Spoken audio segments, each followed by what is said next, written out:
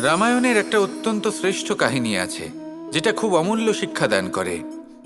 দশানন যখন ধরাশায়ী হলেন এবং মৃত্যুশয্যায় শুয়েছিলেন, ওনার শেষ নিঃশ্বাস ত্যাগের সময় শ্রীরাম লক্ষ্মণকে বললেন যে, হে লক্ষ্মণ, রাবণের কাছে যাও, ওখানে যাও, ওনার থেকে কিছু জ্ঞান অর্জন করে এসো। উনি হলেন মহাজ্ঞানী, আর ওনার থেকে জ্ঞান অর্জনের এটাই শ্রেষ্ঠ সুযোগ। লক্ষ্মণ প্রথমে মানতে চাইলেন না, কিন্তু শ্রীরাম বোঝানোর পরে লক্ষ্মণ ওনার কাছে গেলেন, রাবণের মাথার কাছে গেলেন আর বললেন, দাদা বলেছেন আপনার থেকে জ্ঞান অর্জন করতে। রাবণ কিছুই বললেন না। লক্ষ্মণ বললেন, আপনি তো দেখছি খুব অহংকারী, মৃত্যুশয্যায় শুয়ে আছেন, শেষ নিঃশ্বাস ত্যাগ করতে চলেছেন, আর তাও এত অহংকার। রাবণ বললেন, নিজের দাদা রামকে ডাকো। শ্রীরাম এলেন, রাবণের পায়ের কাছে এসে দাঁড়ালেন।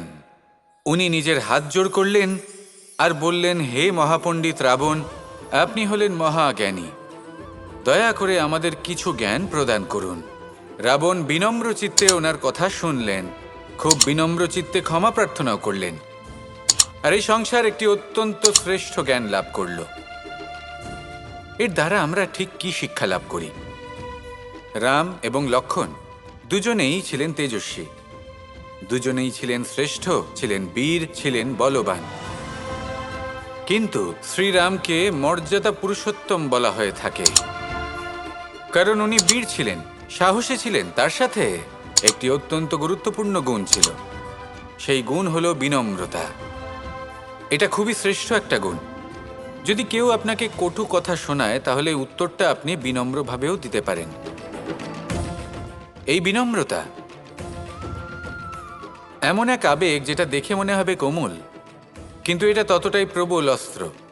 এমন একটা অস্ত্র যা সকলকে নিরস্ত্র করে দিতে পারে।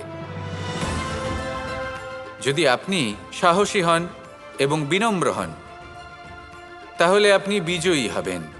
যদি আপনি জ্ঞানী হন এবং বিনম্র হন, তাহলে আপনি অবশ্যই মহাজ্ঞানী হয়ে উঠবেন।